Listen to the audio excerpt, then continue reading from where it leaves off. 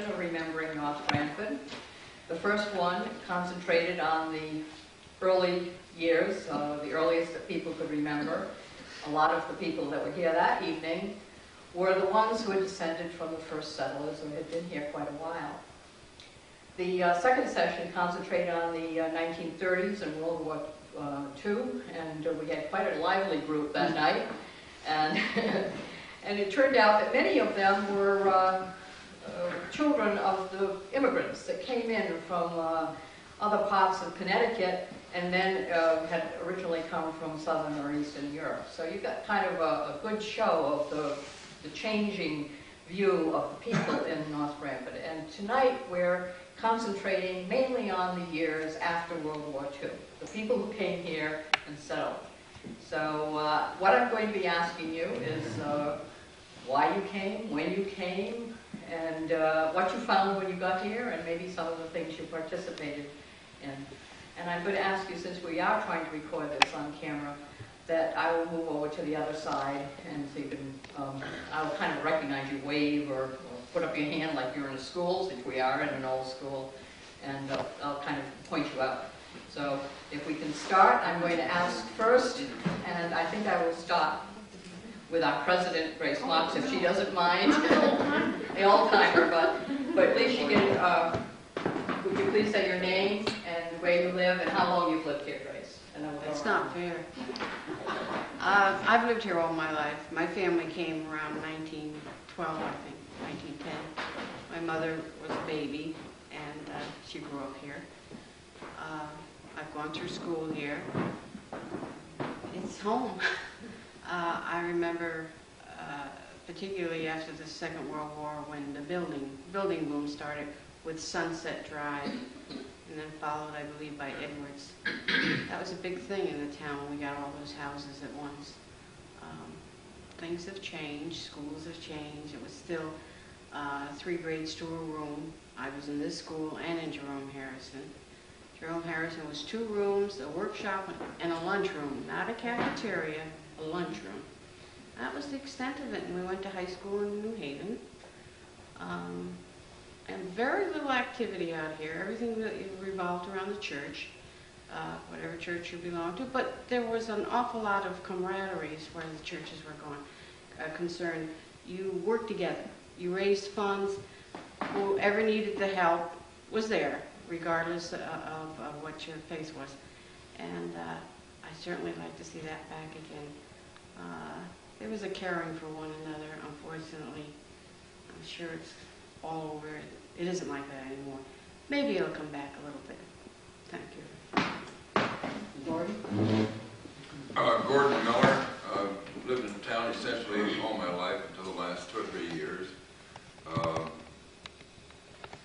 And seen transformation from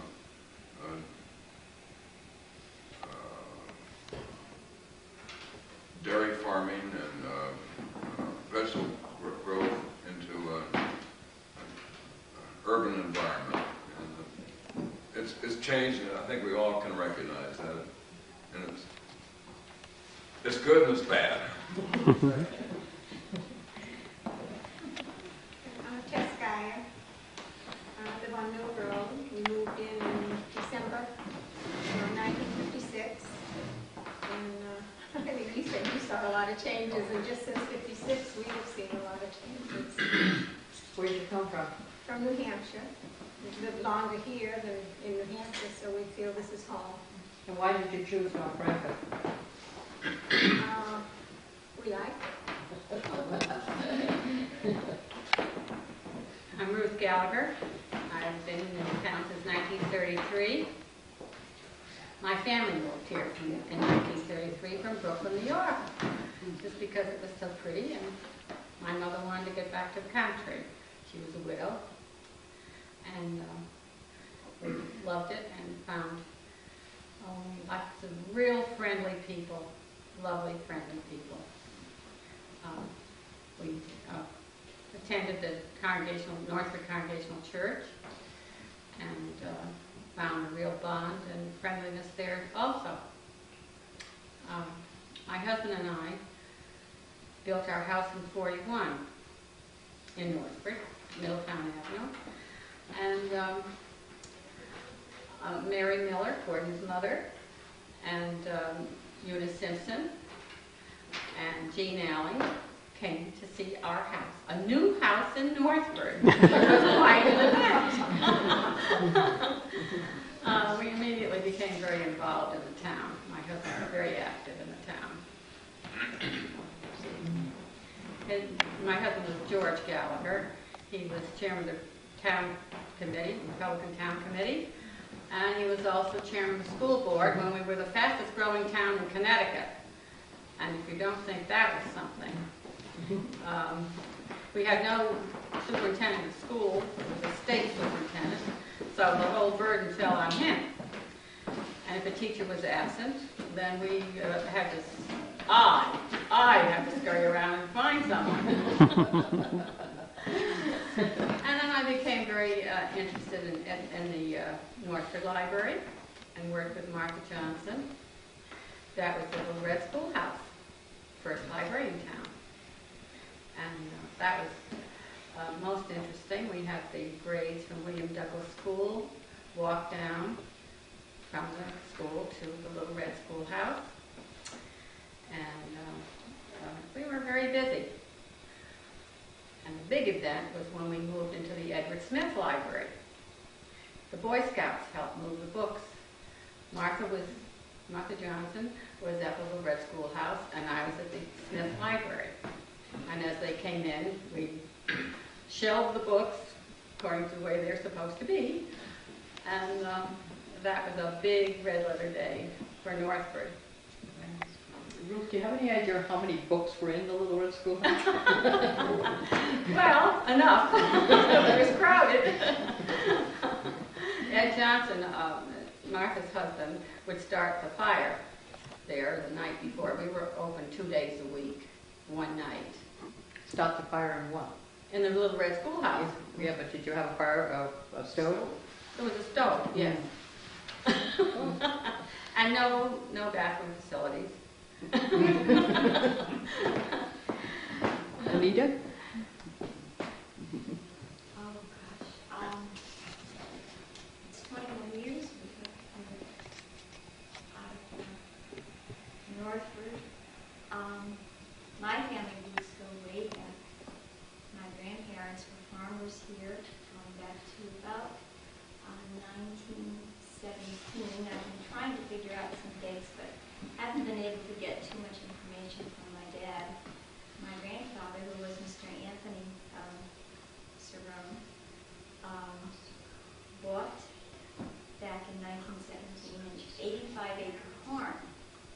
And along with that, got a barn with cows, a shed with 2 horses, a chicken coop with several chickens, and the home and the barn were both moved from Wallingford by oxen. And I'm told that one of the gentlemen in charge of moving the home broke his leg in the process of moving the house. My grandfather and my father and my uncle and my aunt and also my grandmother farmed quite a few of the 85 acres. They mostly raised beans, but then at one point there was, my father couldn't remember if it was locusts or Japanese beetles, and the crop was completely destroyed. So then they decided to diversify, and they grew potatoes and tomatoes and rhubarb and corn and just about, they became a small truck farm. And they got, as I mentioned, all that, the 85 acres and the barn. Where was the farm located, Anita? Okay, it's on Tucket Road. Not too far from Marinuzzi's property, right next door to Stromboli's. They were not there.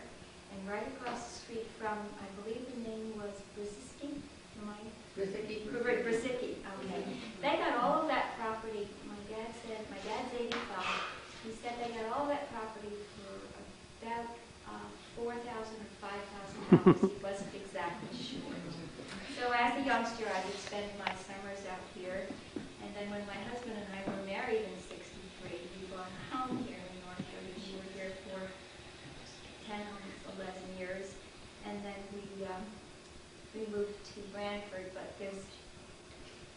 part of my heart that will always be here in North Branford or Northford, whichever.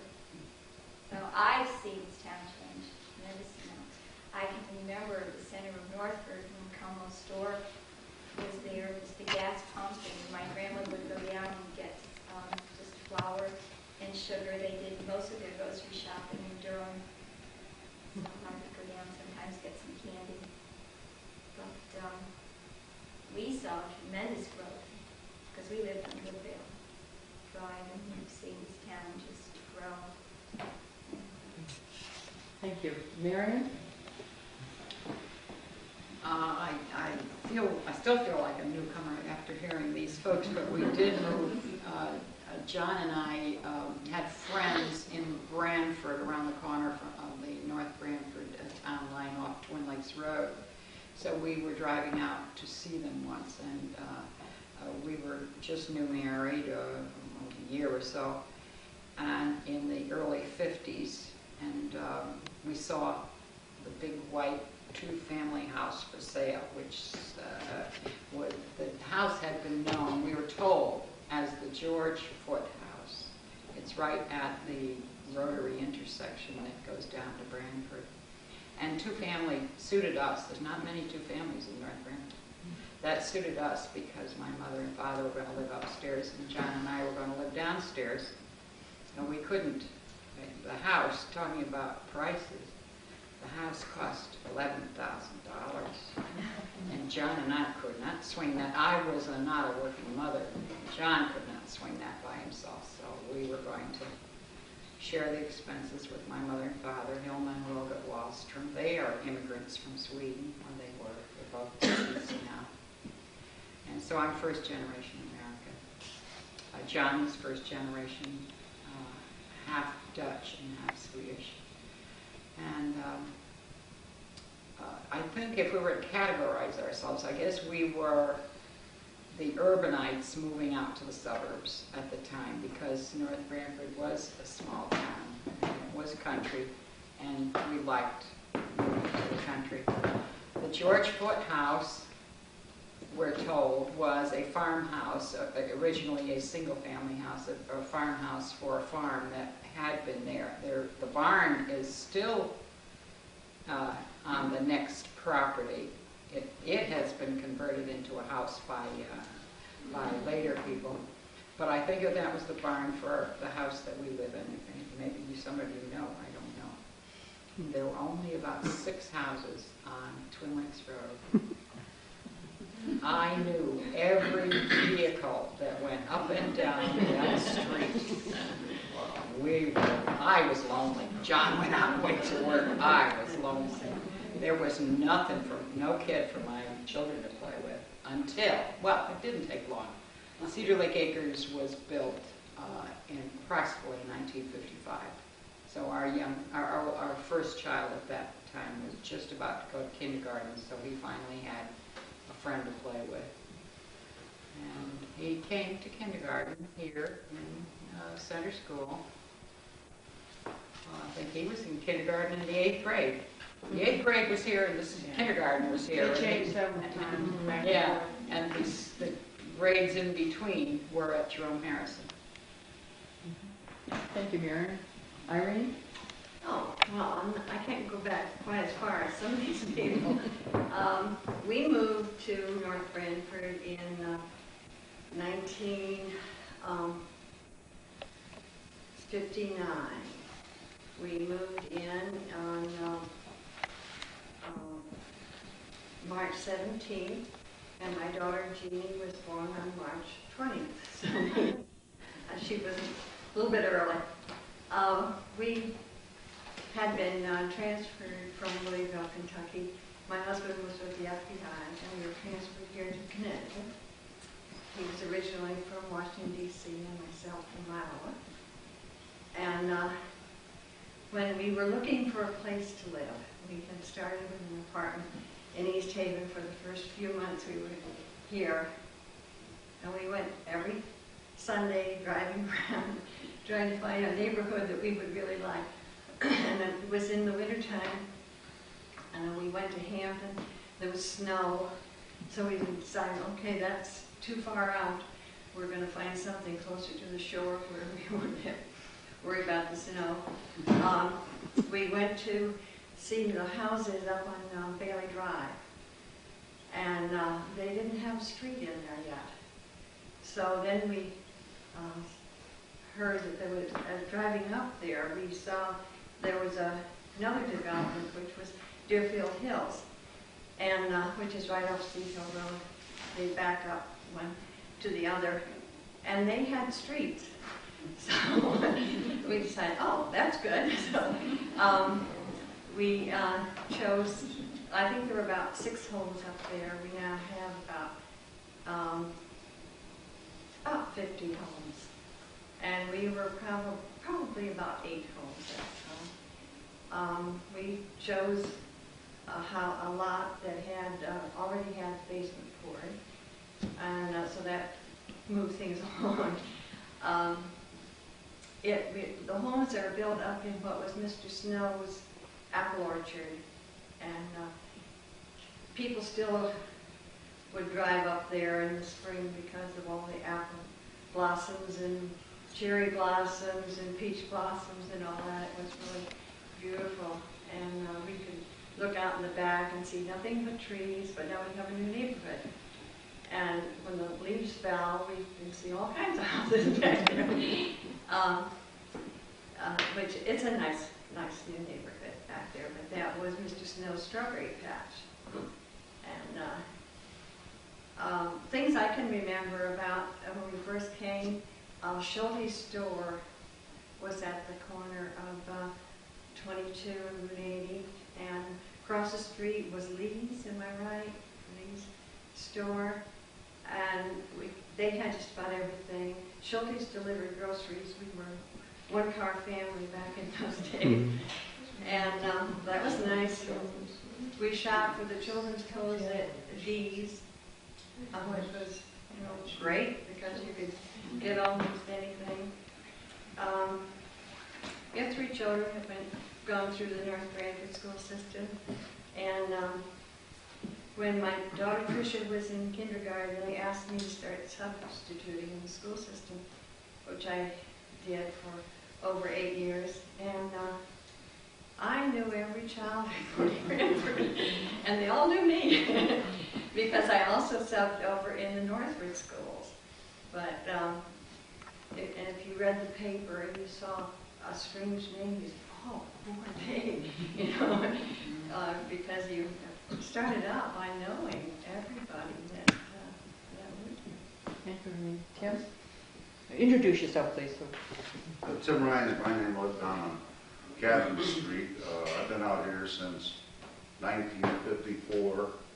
Seen the town grow from about 2,000 up to about 13,000 today.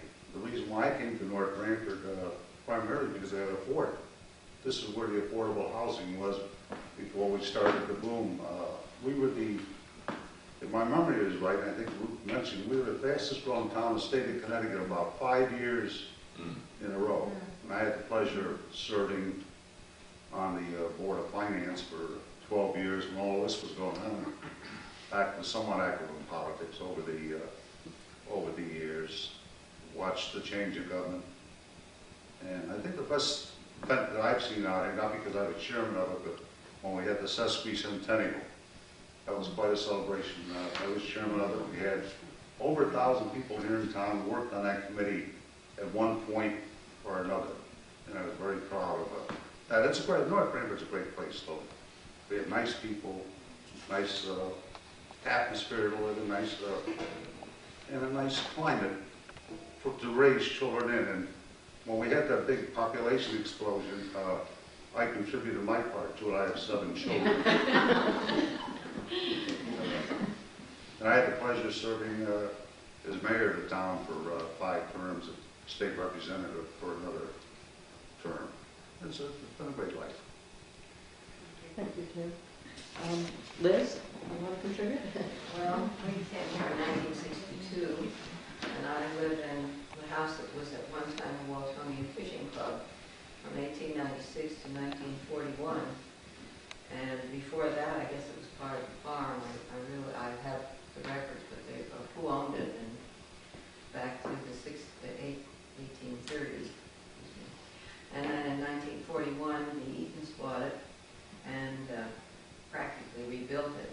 Although they kept the original lines and the original windows, we have the glass, from some of the original panes, and they moved the fireplace and the chimney from the side to the center, and raised the roof so they could have a second floor. And when we bought the house, we added another bathroom. And of course, we fell in love with the place because it's absolutely beautiful. We have the farm river in the back, and when we bought the house, Donald Auger had his huge herd of dairy cattle. I brought his second dispersal sale. Those of you most of you remember Donald's big dairy herd, all prize-winning cattle. And one night, Scott and I woke up in the middle of the night after we hadn't been here very long. We heard this crashing in the bushes, and I sat up and said, "What's that?" And he said, "Well, it's not a burglar, because they wouldn't make that much noise." And then we heard Donald yelling, and it turned out one of his bulls had gotten loose and was crashing around on our property. But they used to come down and wade the stream. I don't know how they can stand it, because that water's very cold, even in the coldest weather. And on the other side of the river, they were out in the pasture there. It was very bucolic and rural and lovely, just delightful. But Donald decided to, first he cut back, and Mother Martha, who was his prize breeding cow, his prize cow, and she was the mother of the herd. Here's her picture. And two of her sons, Mother Martha's Pride and Mother Martha's Promise, went for $112,000 each. In 62. Yeah. And then he kept a small herd, and then had a final dispersal sale, and this is the catalog of the second sale. But he still farms hay, and it's still beautiful, and it really is a lovely, lovely spot. Sure. Well, I feel like a rookie here, but I came here in 1964, and my wife and I always wanted to live in the suburbs. We brought our children here. They went to school here, and I did quite a few things in my life. I started the first Young Marine Band in New Haven. Then I came out here, and I was in Little League for 2 years. One of our banquets, I met a gentleman by the name of Mr. Regalut, who was head of the board of directors of New Haven Trap Rock. And I told him that we'd like to have a building erected on Wall Field. And I thought he forgot about it, but lo and behold, it all came to a reality.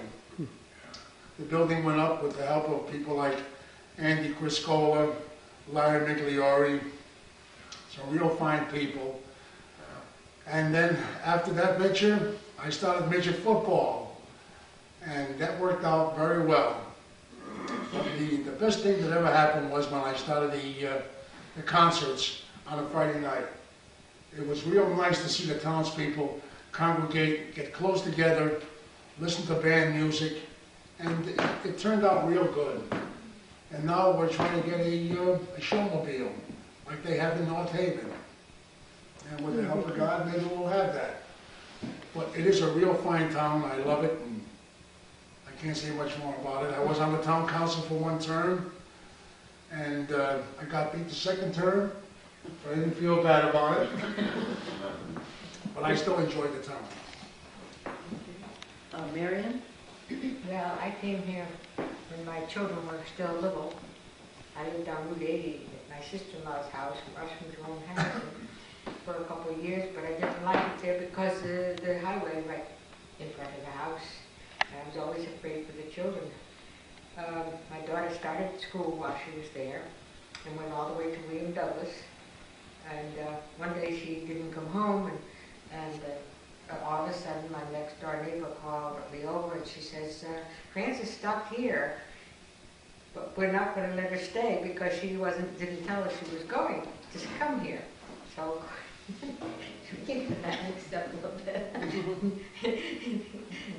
she wanted to play with Dickie, her son. Frances got off the bus and came in my house. And I couldn't get a hold of her mother because her mother had no telephone. So I think I got us to do that. Charlotte? Well, I was trying everybody down near her. I finally got somebody to go out and see if Marion was out looking for her daughter. But that was kindergarten. That was kindergarten. And that's the first year we had a kindergarten in town. That was the first kindergarten we had that year. There were 12 children in the whole town in kindergarten. It was, What year was that? Do you remember what year? 46? Wait a minute. Now, wait a minute. 45, 46, I think we had our first kindergarten, and it was held up at William Douglas School. Before that. there was, I've forgotten, 4 boys and 8 girls, or just the opposite, with 12 children in town altogether in the kindergarten. And while I was living there, they started the houses. The first 10 houses were put up across the way on property next to Duty's. What is that called now? Sunset Road, yes. They brought it, built the foundations, cleared the land, put in the foundations, and then the houses were brought up there and put up there. There were 2 rooms up and 2 down, and the bathroom was inside the front door. But anyhow, then in the meantime, we were looking for something off of the highway, because, well, one 4th of July, they were selling fireworks all around, and one 4th of July, the barn was caught fire there, by the house there, the big barn. But anyhow, we kept looking, and we found this little house that was a remodeled schoolhouse. First we saw it, but then the next thing we saw it was remodeled. It was empty, there was nothing there, so we investigated, we got in touch with the water company to see if we could buy a piece of land, because there was no land with the schoolhouse. Water company came up to 2 sides of the house, and so we went up to the water company in New Haven, and on the water company map it was known as Nigger Hill, after the Negro slave traffic that went through. And so we bought the little house, and we lived there for about 40-odd years. And the children went to school from there, and there was no school bus went up around there. They walked all the way to Sea Hill Road, and then when they went to high school, they walked to Route 80 and went to Wilbur Cross. My son was in the last class that went to Wilbur Cross. He was the valedictorian when he graduated. And he went to Wilbur Cross, as my daughter did too. When he was in kindergarten in Northford, his teacher died. She collapsed on the stage in front of the children and died that night. And it was very pathetic because the children did not accept another teacher that year because they loved her so much. But then we lived up there so many years, and then my son decided it was time I got out of the woods. So I moved, he helped me buy a house down in a local place, the center of town where I could be near people because I was up there all alone. And he's so far away, so. And thank you, Marion. Francis? Would you like to contribute, Mr. Russell? Oh, how far back do you want to go? As far back as you want to go. Let's see, you're talking from 1945? First, my name is Francis Russell. 1945, let's see, I just got out of the Army. Yeah. And I got out to build a home for my parents. And I can remember, in those days, you didn't have a cellar dug with a backhoe or whatever it is. I can remember my father and I digging with a shovel. And lumber you couldn't get, so I was up in the woods with a one-man saw, cutting logs there. And then we took the logs to old North Gilbert. And there was a sawmill over there, cut the stuff out in rough lengths, took them to Wallingford and had them tongued and grooved and planed, brought them back. And then you couldn't even get nails. And when it come time to wire the house, you couldn't get switches, you couldn't, you know. So it was about 4 or 5 years just trying to build a house, but I did build it. Whereabouts, Mr. Russell? Whereabouts? Yeah, what road? Around Middletown Avenue, yeah.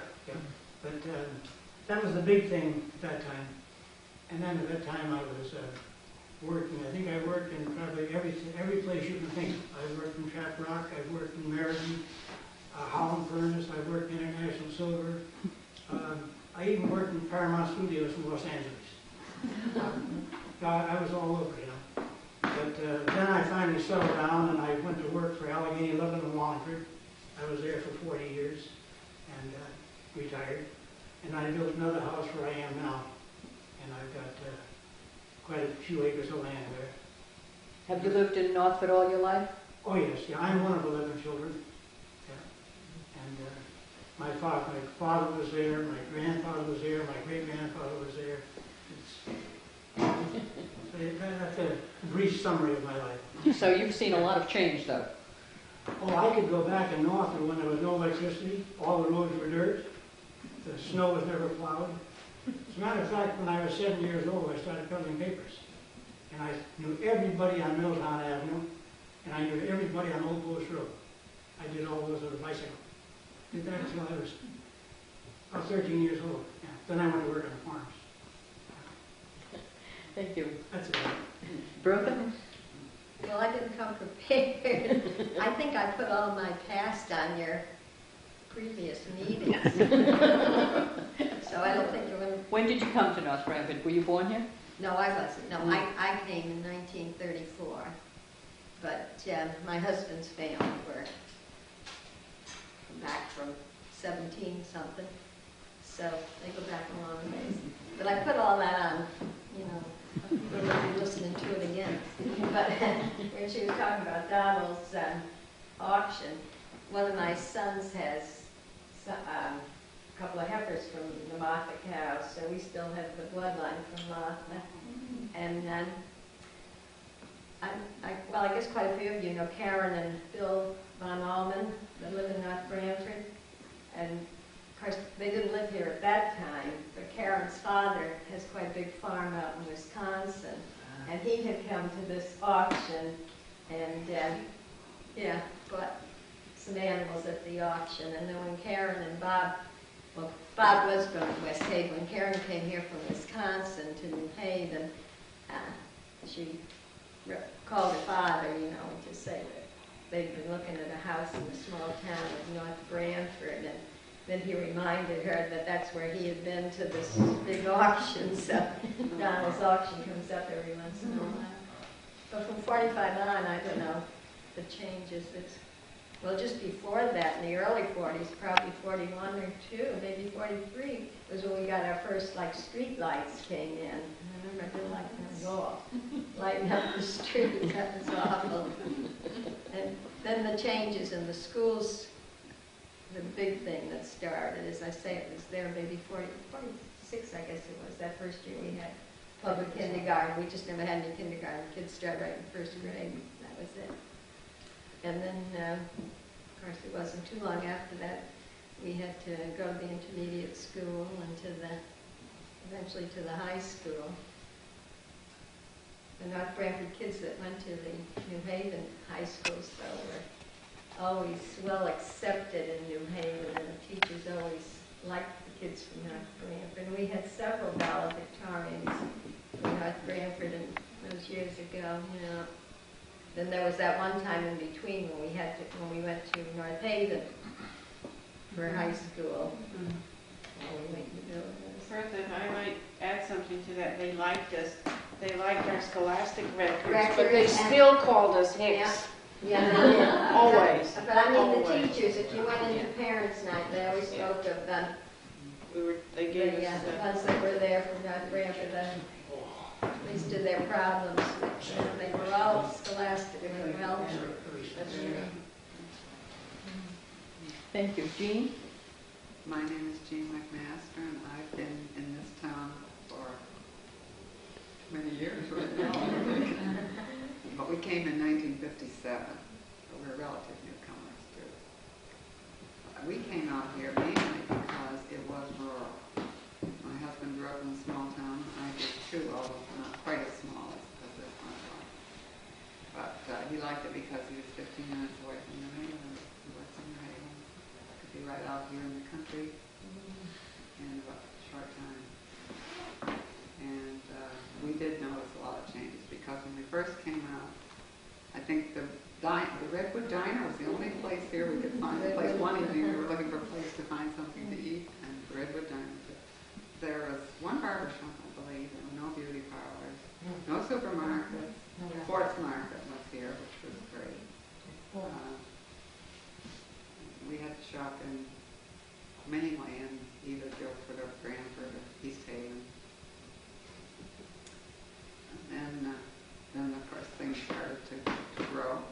Oh, and when we got our telephone, we had to have either a 2-party line or a 4-party line, and we did hear the ring. Do you remember that? And I might add to that, and even if you were on a 4-party line and you had a business, you had to pay for a business phone. Yeah, we did that for many years, pay for a business phone on a 4-party line. And no way could you get a private line, just couldn't have it. Not for years. And of course, the population increased, and as they mentioned, it was the fastest growing community. It was growing a little too fast for us. But the school population increased, and the church attendance went up. We saw quite a few changes. We had to go for our mail too. When we first came, we had to go over to Northford to Goldie Dad's house for the mail. And then we did get a post office later, and then 2. I can't think of anything, except one thing my daughter said that she thought one of the things that was most fun about growing up here was to go to Pages to pick up the mail and put our ice cream and put the money in the cigar box. She said when they told people from out of town that we did that, they could hardly believe it. But it was fun. But our children were glad to have grown up in a small town. They said that since they grew up. Henry, would you like to add something? Well, we moved out to North Branford in 1951. My in-laws owned the Boy Scout camp. And we used to use that for summer, summer cottage. We built a house out there and been out there ever since. Whereabouts was the camp? Yeah, where's the Boy Scout camp? As you go in Clear Lake, bear to the right, just over the brook. Where the It city was in the mission back. is? No, near the city mission. Yeah, oh, I remember. You know where I live? Yeah. That was part of the property. Oh, never heard of So anyway, that. it was a small town then. But I myself was active in the Little League. It was George Foreman and George Chadley and myself got that started in 1955. And one of the first things I did was join the fire department. And later on I was a constable. But been quite a few changes around town. Had 2 daughters. One of them, there was no high school, so one of them went to Guilford and the other one went to North Haven. And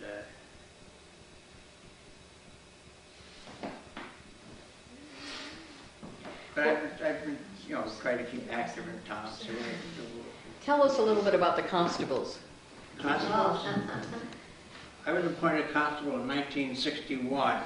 John Barrett called me up one day and said, "You want to be constable?" He needed some. So there was 4 from Clear Lake. There was Bill Patton and myself and Walter Hanson and Castelvetro. We were added to the constabulary. But many a night I've spent in this building, in that little room across the hall there, the dispatcher. And then we moved to the back room, and this building gets pretty creaky in the middle of the night, windy night. But we had a pretty good police department. How many were on there? There was 7 elected constables and about 8 or 9 specials. You said the But we did, we had we were out every night, mainly from 7 to 12 mostly. And there'd be one guy dispatching, another one in the car, and that was it. Were you in uniform? Oh yeah, we had to buy our own uniforms, our own guns, our own belts, our own hats. There was nothing given to us. Henry, who was chief then, Henry? John Barrett. John Barrett was the chief? George Baldwin was resident state trooper. He handled all the detail. John But was legally, first select- John Barrett was chief. First selection. So one year when the Democrats beat Bob Norman, John Moore was chief Right. for 2 years. That was in 1962. He's what this, First selectman was taken over as, Beg pardon? first selectman took over as chief. Yeah, that was part of Yeah, his. Yeah, part of his job. The budget in those days, if my memory is right, it used to be something like 50,000, 75,000, and we had excellent police protection.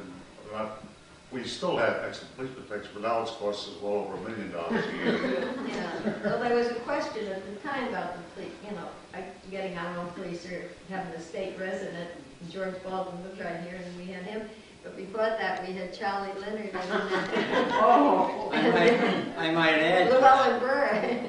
I might add to that, with the Little League, the Page family, Bertha's family and Justin's family, sponsored 2 teams. There was the Maple Tree and Page's Dairy. Oh, yeah.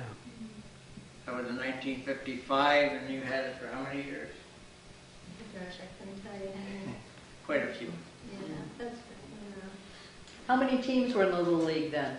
4. 4, the first. And we had a heck of a time getting enough kids for 4 teams. And the sponsors, yeah, that's right, and the sponsors. My wife Marion worked in a post office for 11 years. When Henry mentioned the fire department, my husband was a volunteer fireman too, and Jean's a fireman too. we had to. We were one of the first group of nurses that went to fires. Let's Harlan, I guess, was organized it.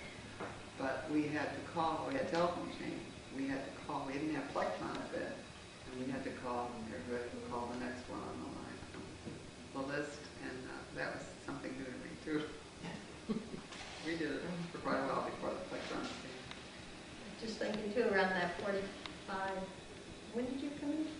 50. Yeah, Mary said that when the development started, and that's when we had our first zoning. Too. I remember my husband was on the first zoning board. I remember that now. The taxes were about $80 those days. No building permits, no electrical permits or plumbing permits, no street lights. Yeah, that was the best, Henry. I hated those streetlights.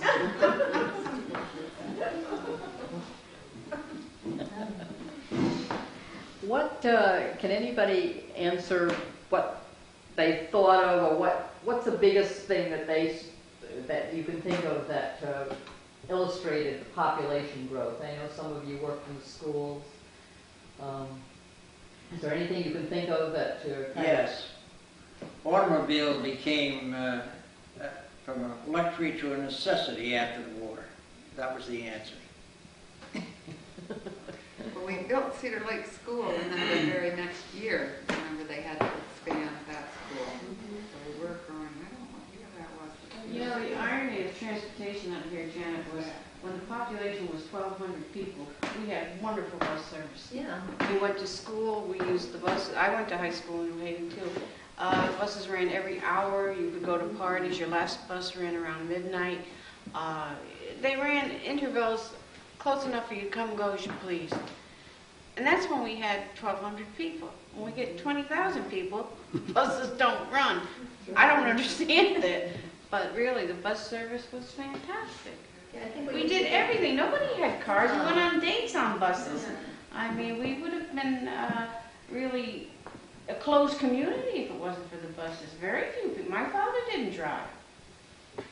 Very few people drove. There were very few cars around. My uncle had a car and he took everybody everywhere. Can I say something on this? Back in, I'd say 1923 or 24, you're talking about cars. The neighbor that lived next door to me, Sattlemeyer, he used to go to Rochester, New York, 2 or 3 times a week in an old Studebaker. My father used to work in West Haven Manufacturing. He used to get up at 5:30 in the morning, milk a cow, start up a 1912 Model T, and drive it 6 days a week back and forth. Now, if you don't think cars are a necessity, absolutely. But you're from the Norfolk section, right? Does that make it No, but worse? they didn't have, no, they didn't have as good a bus service in Northford Yeah. as they had in North Branford. They had terrific bus service down there. To The the shoreline bus, the shoreline buses. Yeah, I'm talking condition, but you didn't even have the same road you got there now, you know. It was an old tar road. I can remember in the summertime, I look back and you could see the tire tracks flying. But people did that.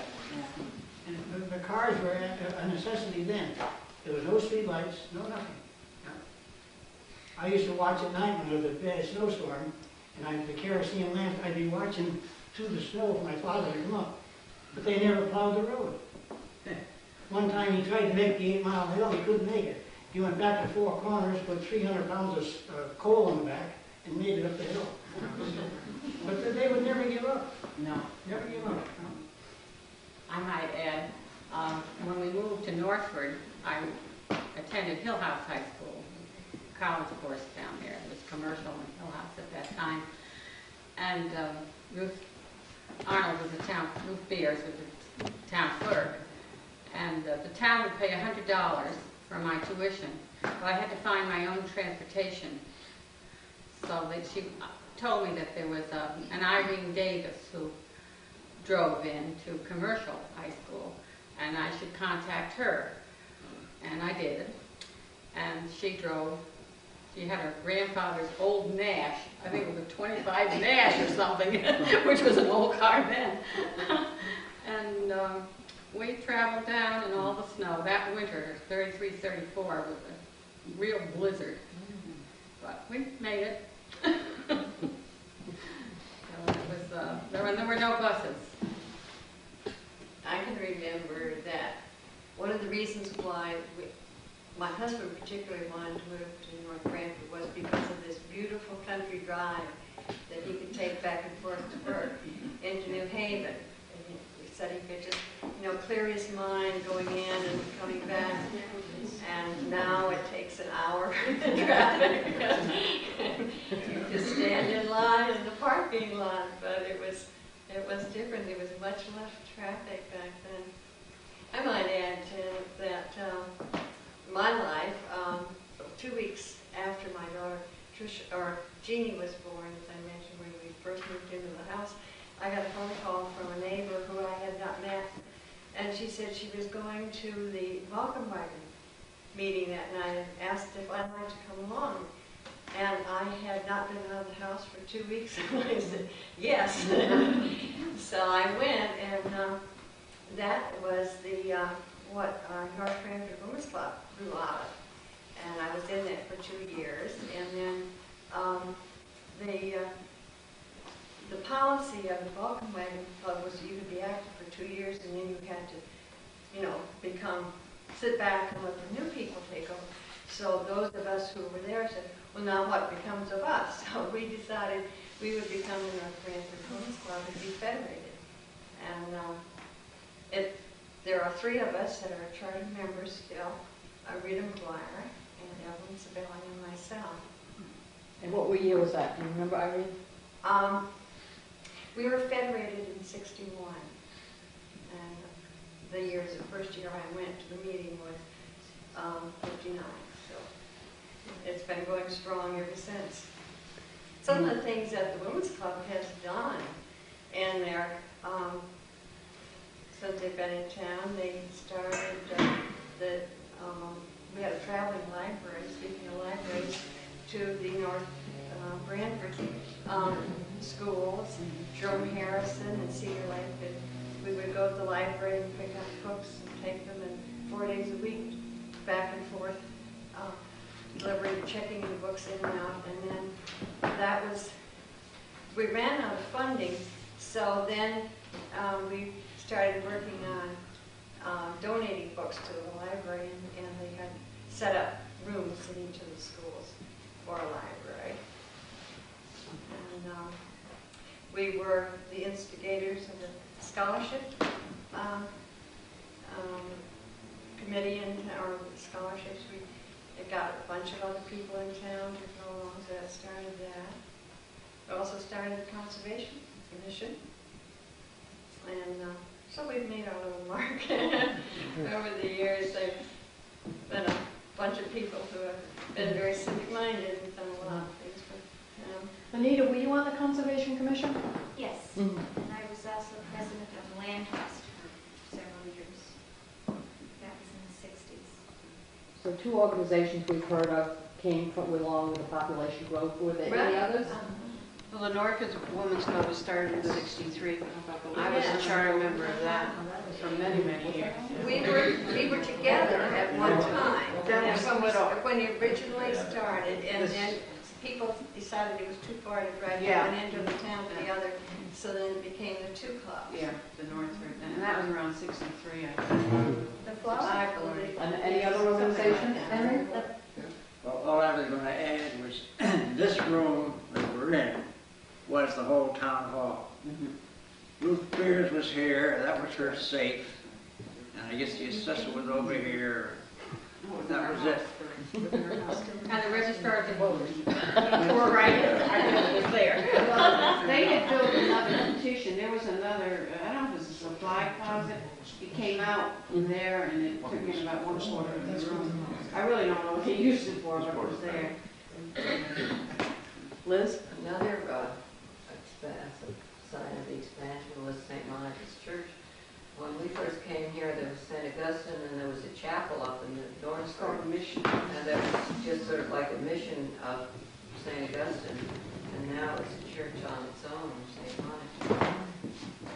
So, you have a late comment coming in. Maybe you could add a little bit, right? Thank you for the invitation. It's kind of funny for me coming back to work for the town of North Branford. And I say that because my very first office in public office was right downstairs in this building, which was the former boys' bathroom. And in 1968, the town received money from the state of Connecticut under what was known as the CDAP program, Community Development Action Planning Program. And I was hired at that time by the CDAP agency, and we then created the office downstairs, which was the bathroom. I spent 2 years, it was a 2-year program, I spent 2 years, from 1968 to 1970. My 2 sons were born here during that time period that I left to go on to other places. So it's ironic to come back after 23 years to the town of North Branford, and the more things change, the more things stay the same. I see many changes in the town, and yet when I go back and I have here the publication that the CDAP agency put together in 1970, and I go through this booklet, I see many names of people in this room that were involved at that time, and many names of people that are still serving on many boards and commissions in the town, except they're different boards and commissions. You know, they may have been on a board of finance at the time, and then they went on to become a mayor, or they served on a board of selectmen, or whatever have you, and at that time it was a board of selectmen form of government, and then it's changed thereafter, changed in 1971, the town made a change. And so I come back after 23 years, and I drive around, and I see a lot of changes, physical changes, and yet I see a lot of things that are the same. I see the apartments that we lived, which were the Brookmead apartments at the time, are now condominiums. Tilcon, of course, is still the same. The issues are still the same here with the water authority as they were 23 years ago. The same issues were coming up at that point then. Mary Forney was writing through Haven Register, and now she works on the TV. So it's so there were many different things. And Mrs. Gallagher, I worked with her husband. And so there are a lot of the same faces. I came back, and I've been here almost 4 years now. And for the first 2 years, every week, someone would walk in the office to say hello, and the years just melt away because I look at them and I haven't seen them for so many years, and yet you suddenly remember people I haven't thought of in over 20 years or something there, and you get into a dialogue with them, and people just call and say hello and how are things going there. So it is interesting. At some point, you know, this book is available in my office in the library. You talk about historical changes, and you can go through this book of the list of recommendations that had been made in regard to the town and changes that were ongoing then. You know, it's just little things here like establish a sewer authority to look at sewers in the town. This is dated 1970, things that they had. They talked about getting a full-time building official at the time. 1970, establish a full-time police department. Committee to establish it. And that was, you know, and that was established then. And matter of fact, the police department took over my office downstairs because we had the rear exit out of this building. And so the police, we were coming to the end of our program, and the police commission at that time needed office space. So they eventually took over the CDAP office downstairs, so they have rear exit to the rear parking lot here. So it is ironic to come back and go through this book and look at the programs, look at the names. I mean, it's just so many names that I read in here, people that are still involved. I see Gordon Miller off to my left. Hasn't changed in 20 years. And you know, I remember Gordon. He was doing the same things then. You know, his digs and everything else, and his interest in that, his keen interest in that. So it's nice to come back and to see all these people. I like to feel I haven't changed by now. I certainly have gotten grayer on top, as has Tim Ryan here. I think we both got a little grayer and a few more wrinkles going on. Tim, can you tell us something about the change of government? What do you want to know? What can you tell us about it? Frank just mentioned there was a board of selectmen at the time. What was the change? Do you remember why it happened? Did you serve on the first council? Like what? Did you serve on the first council? I served on the first 6 councils. 5 of which I was elected as mayor. I think it was a little bit of dissatisfaction with the old form of government. I don't necessarily, or didn't necessarily agree with it at that time. There was a very vocal and active group of people in town who thought it was the thing to do at that time. Since then, most of them have moved out of town and lived with this form of governance. And I suppose it is progress. It's good and bad about both. But the town operated for a good many years under the selectman form of government. There are advantages and disadvantages to both forms of government. I don't know if I'm answering your question or not. I think it had to do mostly with some kind of dissatisfaction with a relatively small group of people. I think that this form of government was put in, if my memory is right, and I'm really searching out, by something like 107 votes, 108 votes, something like that. It was relatively small to put it in, and as I say, that happened in 1970, I believe it was, 70, 71, 71. Yeah. The town won an All-America City Award for its move. Its move to go into a more modern. I think part of it was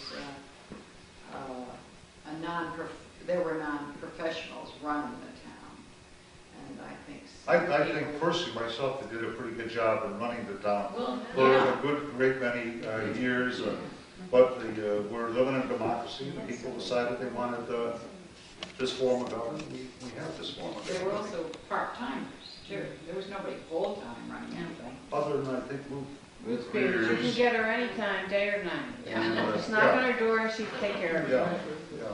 No, there's good and bad to be said about both. There were a couple on my street that fought. They were at the head of the group, I won't use their name, knowing they were for town manager, knowing that they weren't going to stay. They had already put a deposit down on a house in Guilford, and they fought to get town management.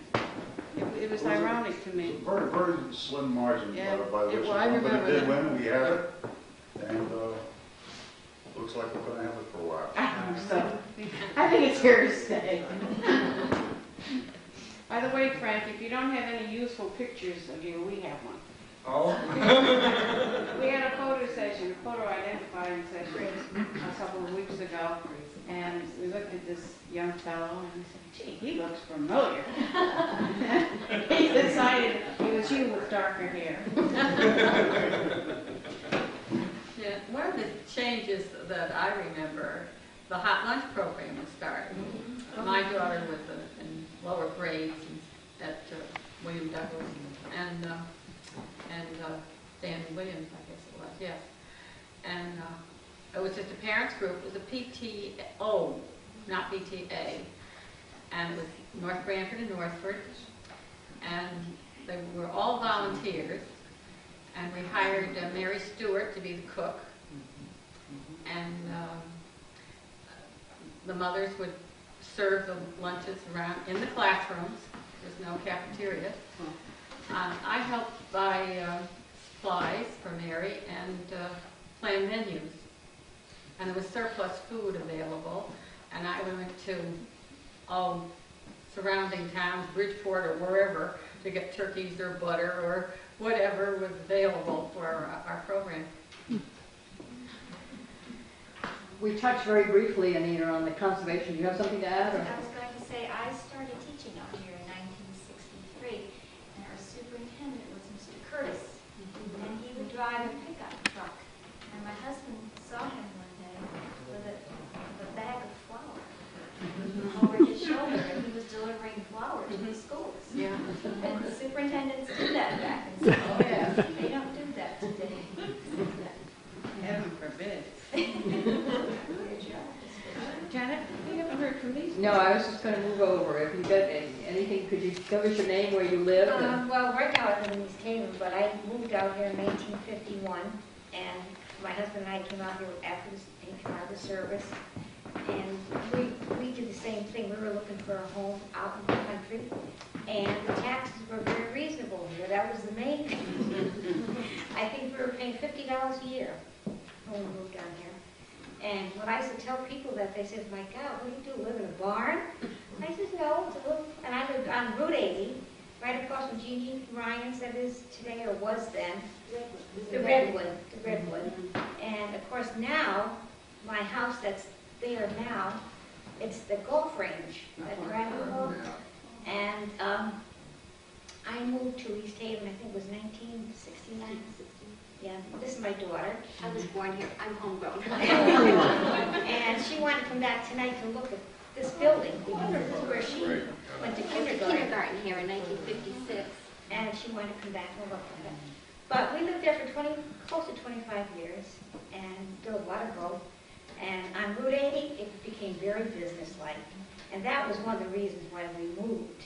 It was just too much growth there. What was it like when you first came here? Could you tell us that? We were the only 3 houses in that area, right across from the Redwood. There was 2. I was in the middle, and there was 2 houses on the side. And my husband, we had an old car, and half the time it didn't run, and my husband used to have to thumb his way into New Haven, and there was no buses, and at that time. And it was just beautiful out here. I mean, we just loved it. And then I remember they built St. Augustine's Church, and we had to buy blocks to build the church, donate so much each year. And the firehouse also. Yeah, you bought cinder blocks. Cinder blocks, bought the cinder blocks for the firehouse. Yeah, firehouse, yeah. And so we just wanted to come back tonight and just look around. Glad you did. I want to ask, does anyone remember Mrs. Wall? Oh, yes. I used to teach in her class when she was there. She was my kindergarten teacher. I have wonderful memories. Mrs. McGregor.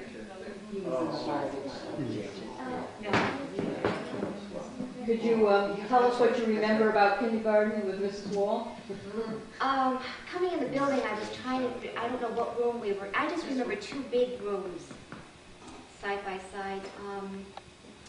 We came in through the back steps here. The bus would come up the driveway, and it was just the biggest thing I'd ever seen.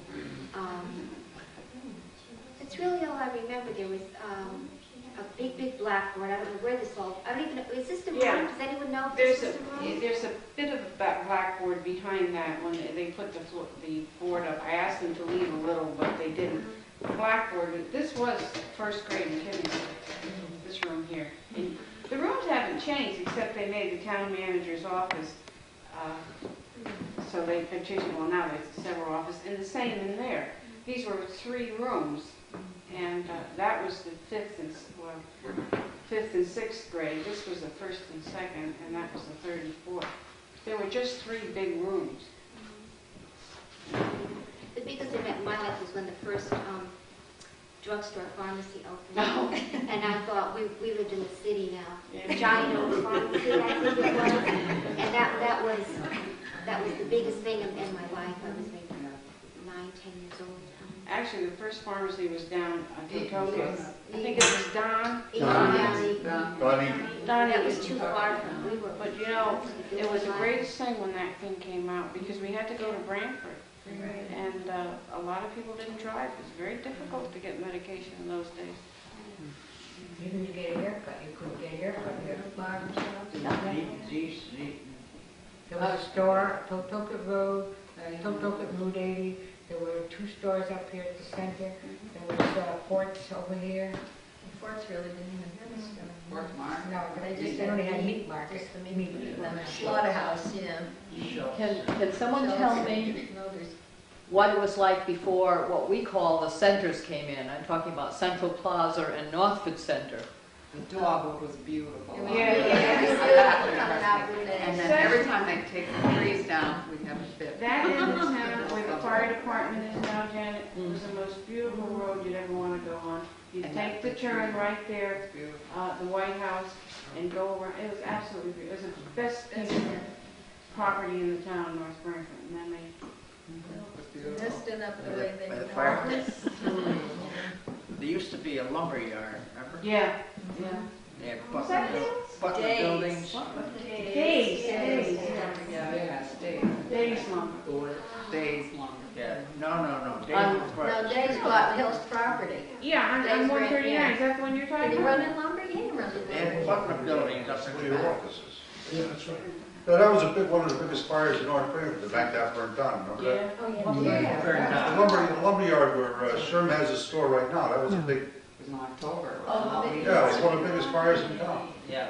That was in Central Plaza? Yeah. I was there. Well, that was it at that time. And Matt looked at it and he said, That was I don't the, know how we can tell athletic him place. what was terrible. There was a baseball field there. Yeah, the baseball field there, yeah. Pretty John Hardigan played there. Oh, sure, he did, and all the walls and the fairs and everybody in town. Mr. Russell? Are you talking about the availability of things in the city and how? The trolley used to come right up here. The bus used to run up Middletown Avenue all the time, New England, I think it was New England. Trailways. No, not Trailways, no. No, Trailways used to go from Boston to New York. But the regular local bus used to run right up Middletown Avenue. And then the Shoreline used to go down there. What's the shoreline? Yeah, the Shoreline. That's the name of it, the Yeah, Shoreline. the Shoreline. They used to run like 2 or 3 times a day. That was So a you very, don't very know, short period of time. Huh? For a very short period of time, I believe, Francis. Oh, Shoreline, I don't know. 2 or 3, 4 years at the most, I believe. I didn't ride the bus. I know that New England ran up and down there for years. Didn't John Dwyer Yeah. ride the bus when So he was here? you didn't have no He was a bus driver, yes. Bus driver, yeah. For Shoreline. Yeah, should have got a John Dwyer. As far as the store goes, we used to go to the Northford store. They had everything you could think of, like a hardware store and everything else, general food.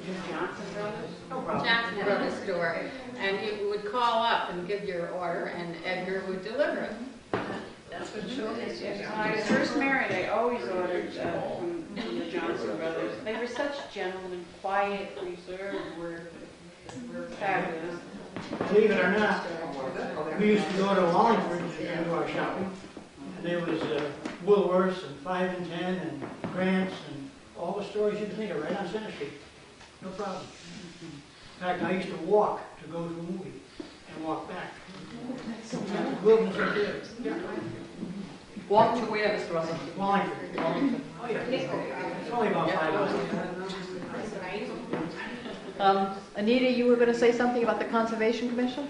Oh, yes, there's one name that really comes to mind, and that's Dorothy McCluskey. I'm sure many of you remember. Dorothy and I worked on that committee, and Margaret, and I can't remember her last name, Dorothy, but the 3 of us worked on a committee for the feasibility of having a conservation commission in North Branford. Dorothy was really the author of the conservation Yes. plan for North Branford, what properties she would have liked to have seen open, left open to the town. And we walked several of these properties. I, as president of the land trust, became very involved with this, and of course with your husband. Talking about commissions, how about the Recreation Commission? That was a fairly recent commission. Do you know anything about it, Sherm or Jim?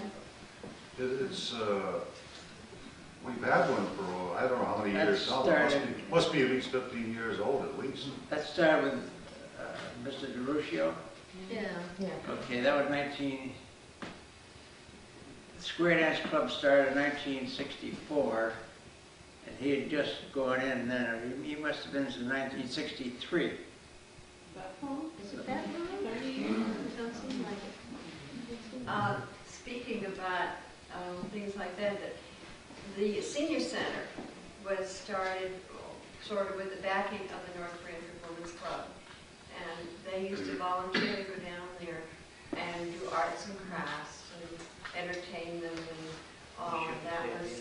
that was such a great thing for a lot of the elderly people. We had a neighbor lady that hadn't really been out of the house at all, and it just opened up a whole new world for her, and it's still going strong. They're certainly doing great. The Northern Women's Club, a lot of the women volunteered to drive. We volunteered.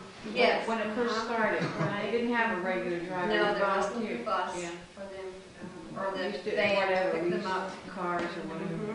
I remember that. It's, the hour's getting on. I don't want to make this too much longer. Does anybody have anything that they had thought about that they didn't mention, that they would like to add at this point? Well, I was a deaconess at the Northford Congregational Church, and the Catholics in town used our church for their masses on Sundays. And my neighbor, Jean Alberici, would set up the altar on Saturdays for the Catholic Mass, and then when she was through, I would go and she'd take all her things down and I would fix it for our service. And it was a really nice, friendly gathering. Henry, you want to add something? Shannon, I'd like to comment about the Village Improvement Society in Northford, which came into being about 1924, I believe, when I think there was rather a significant change in the nature and character of the community. It began to grow a little bit. The prior 100 years, I think the population of the town was about an even 1,000 for about 100 years. And in the 24, I know in a Northford Congregational Church records that from 1750 until 24, there were 2 references to women in the church records. And in the year 1924, there was 1 or 2 women admitted to the board of trustees or whatever it may have been. And from then on, women occupied at least 50% of the church offices. The Village Improvement Society came into being about that time and built what they call the community house near where the William Douglas School is. And I think in the early 60s, when that center school was being enlarged, the town said that that building had to go. And William Douglas School. William Douglas School. And the community house was too close to the school building. And it was sold to Irwin Petrie for $3,000. And I guess the town got the money, but there's a legal document someplace stating that the town of North Branford would replace that community house. Yes. And 30 years ago. 30 years ago. Back in the 60s, a man named Baker gave 8 acres of land, I think to the town or to the Village Improvement Society, I'm not sure which became the Northford Recreation Center. And I know Frederick Davis was the landscape architect, and he drew up plans to have a recreation field with tennis courts and baseball and football and soccer and whatnot. And the center of this is going to be the community house, which we never got. And whatever happened, Tim, that we never got that? You had a house, my memory is that you had a house and you couldn't afford to keep it up.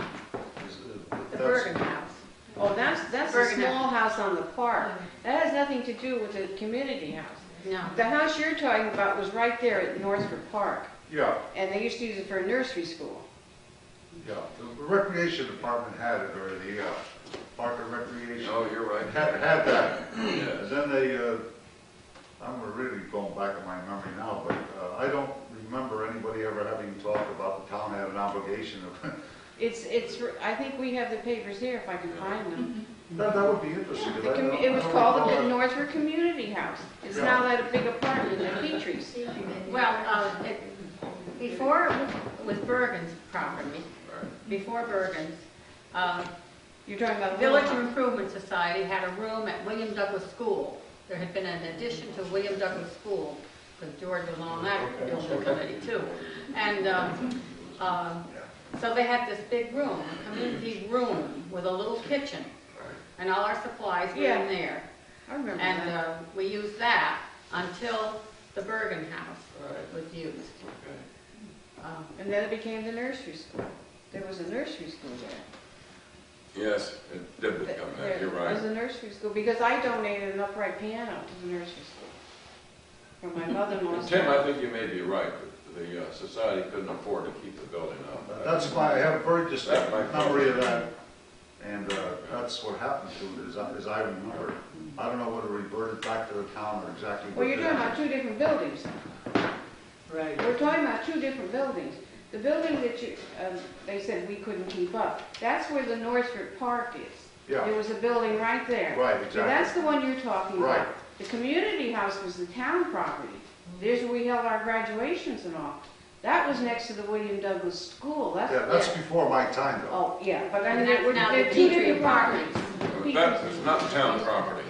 It was? No, it's owned by the Village Improvement Society. So why did they promise to develop a new one when they, it's here, it's in those records somewhere. Mr. Russell had something? Can I tell you who the property belonged to? You The house brought we're talking about is Bergman's old farm. That's where Patrick Bergman and his wife Bergen. had the farm. Bergen, right. That's where the Northford Playground originally was. Baker was the last man to live there. He sold it to the town. That has nothing to do with the community house. No. The community house you're talking about, we used to have town meetings there. Yeah. I remember Jared Lindsay when he was selectman. Yeah, I graduated from, And the men's club used to put on plays there. Sure. Now, they sold that, but that was supposed to be replaced if there was an option. I know. That's right, Yeah. that's right. See, we old Petrie, timers remember. Petrie. Frank, we're coming after you. About that I was going to mention the time they moved the Episcopal Church from the corner of Route 80 Over here, over and there. Notch Hill Road down to where it is now. That was quite a project. We have some very good pictures of that. I have Not a video, picture of that but one. black and white. We have some the pictures year of that very the good lamp pictures. We have some very good photographs of that. Yeah. Yes, because we were living here. Yeah, it was 1967. 60. Yeah, it's pretty recent. Right. The church was moved. Tell them how they did it, Henry. Do you remember how it was done? I was there. They rolled it. Yeah. Sometimes things, they had to watch the steeple because of the wires over there. Yeah. Do you remember it? They just added rollers as they went. Then they moved that house from the center of town to Clear Lake, that big house. As you enter Clear Lake, that came from the center of town. They had to remove, they had to take wires down for that one. That's where John Barrett lives now, isn't it? Huh? Isn't that John Barrett's house now? John Barrett. Yeah. And it's now the Branford Savings Bank complex there. Do you have anything more to add? No, I'm listening to everybody else speaking. But I remember St. Augustine's Church. Every Saturday, I used to go down to New Haven and get the sisters and bring them back for Sunday school. Yeah, that was my chore for every Saturday morning. Am I correct in saying that at one time they had their mass in the, what was the junior high, what is That's now right. the intermediate school? Right, yes, yes. So you remember that? Beautiful church, yes. Before they had a high school. Does anybody remember when the high school was built? Oh, yes, we had double sessions by intermediate school over here. It opened the year after my son graduated from Willow Cross. Henry Bonhoff was the chairman of that. That's right. It was built in Henry Well. 66. No, it had to be before John F. Kennedy was assassinated, because do you remember the big fight for naming that school? Kennedy's The name. biggest town meeting this town ever had. Right, yeah, John F. Kennedy High Over School. 800 people attended that town meeting. Quiet, please. Voted in, voted in. Yeah, tell us about it, Tim. There was some over with. Oh, when they went to name that school, you know, the trouble we had now getting people out to town meeting, and in the old days it was even tougher. But that particular meeting was the largest town meeting Huge. in my 40 years out here. The largest town meeting was over 800 people at that town meeting, pros and cons, to name the school after John F. Kennedy. In fact, we had to use not only the cafeteria, but the gym, and they had to set up microphones. And I was at that meeting. yeah. Me too. I think the whole town was in there. How many people were there? John Garrett was the moderator. Next time. And as you well know, it lost the naming of the school. No comments. Yeah. Actually, it was the kids themselves that did not want, most of them did not want the JFK named Kennedy. They wanted it named North Branford High School. So the parents voted, kids were there, parents voted whatever the kids wanted. I would vote around 66. Anything anybody would like to add about the growth, what has changed in the town, what's the biggest change? Irene mentioned the traffic along Route 80. I'm just thinking of one thing, and Gordon Miller and I were at that same meeting. We had a beautification committee in North Branford, and we tried to get all of the places of business to participate and to fix up their place, and we were going to have a contest. And Silly Putty won and received a state award. It was chosen because of the plannings that they had done to fix it up. And I'll never forget that one meeting. There was one of the gentlemen from Track Routes that was there, and when we were talking about improvements, and I mentioned to him that what an ideal place this would be. He's right on the corner of 22 and Route 80, and there was nothing but just undergrowth there. And that, right, it was just a mess. You know, that if they could beautify that corner, it would be so nice. And he said, well, why? And because it would just really, you know, it would make such a statement for Trap Rock and add so much to our town. Well, and it was real great because he said, you know, that's not such a bad idea. And they have really done so much at that corner. And every time I go around there, I think, wow. It really was, a lot of people did take part in that. It was a fun thing to be involved in. Maybe we should mention that Silly Putty used to be located in North Yes, Branford, right. on Totoga Road, south of Route 80, on the east side. East side. It's now halfway up the hill. Sunsport Engineering or Sunport Engineering. I You think. know, I want to add something to that trap rock thing. They didn't do it out of community spirit or anything else. They had a tremendous fire. They had to rebuild the whole place. Yes, they did. And that's when the... But it grew out of that. Yeah. I'm sure, because they said, you know, he was saying, at first he was negative, and then he said, oh, yeah, that would, and I think that when they had the opportunity, that they really did. There was a terrific fire. You remember that, Kim, don't you? Oh, sure, definitely. Marion, someone mentioned that you used to, were reporting for the New Haven Register. What was it like covering meetings at that point? She never missed the one. No. She never missed the one, let me tell you. Well, a lot of the things you're saying tonight are reminding me of what had happened. I became a New Haven Register reporter right after Al DiRiccio became Recreation Director. And that was in 1964 when I became a Register, and I think he was there for 1 year then. He always lorded it over me because he was 1 year longer in the town than I was. And I first covered, well, the first way you covered Board of Selectmen, the reporter before me didn't go to the meetings. And so you called the secretary and asked her what had happened at the board. It was a daytime meeting. And you called the secretary, who was Billy Preston at the time, and asked her what happened, and she would very faithfully report what the votes were and things. But then, this is not really getting the news out, just getting a report over the phone from the secretary. So that's when I started going to meetings. Every meeting, never miss one. I did go to a lot of them. And I thought Planning and Zoning Commission that was really what was happening in the town. So I was the first one to ever cover Planning and Zoning Commission meetings. And they went on for hours. Well, it just went on from there. I was reporter from 64 to... Forever. 1986. Frank?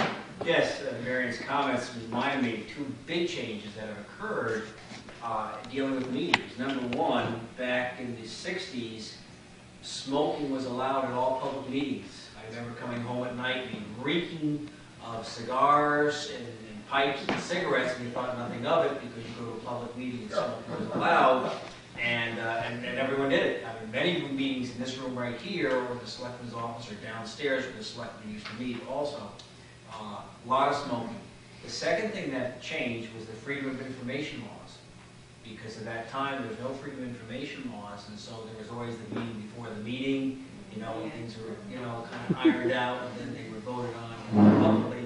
Well, under the Freedom of Information laws now, that's not allowed. So those are two major changes that have occurred, affecting just not like Branford, but all public meetings throughout the state of Connecticut. You want to comment on that, Tim? No, not me. I'd get in trouble here, I'm a cigar smoker. I think some of that remark is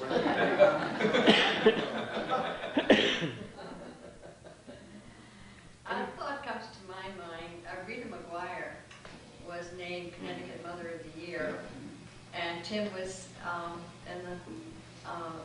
in Hartford at that time, and we went up there, we honored her. and honored her in front of The state legislature. Right, and it was an exciting day, and for those people who don't know, there was no reason why she shouldn't have been Connecticut mother. It was because she's a mother of 8 children, and there have had, over 20, I want to say over 30 exchange students in their home over a period of years. So she's been a real mother.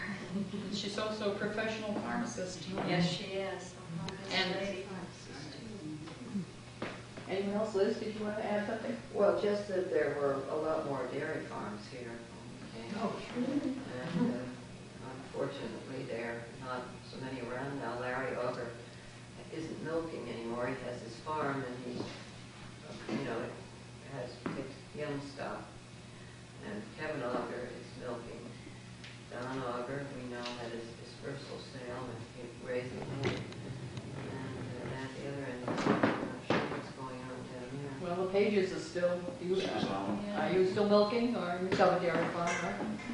I guess Mazzano's got one of the biggest farms in the area, hasn't he? He's got everything. Over 400 cows. What else has he got? 400 cows. Next to me So maybe as Frank Connolly said, the town has changed, but in still some ways, it's still very much the same. I certainly hope we can keep those open spaces and farms in our town at whatever cost, because I think we just needed an opportunity to look out over open space. And preserve it. You can never bring it back. You have to keep it while it's here. Keep the sheep, we are. Yeah. And how still coming up, I think. Still going on. Anything else? Then I would like to thank you all for coming and really sharing your memories with us and what the town was like because the people coming in now, the ones that are coming into these new developments that are going up on the old farms, really don't have the history that's sitting right here in this room. And it's nice to have a little bit of it, so thank you very much. We thank you, Jan. Thank you.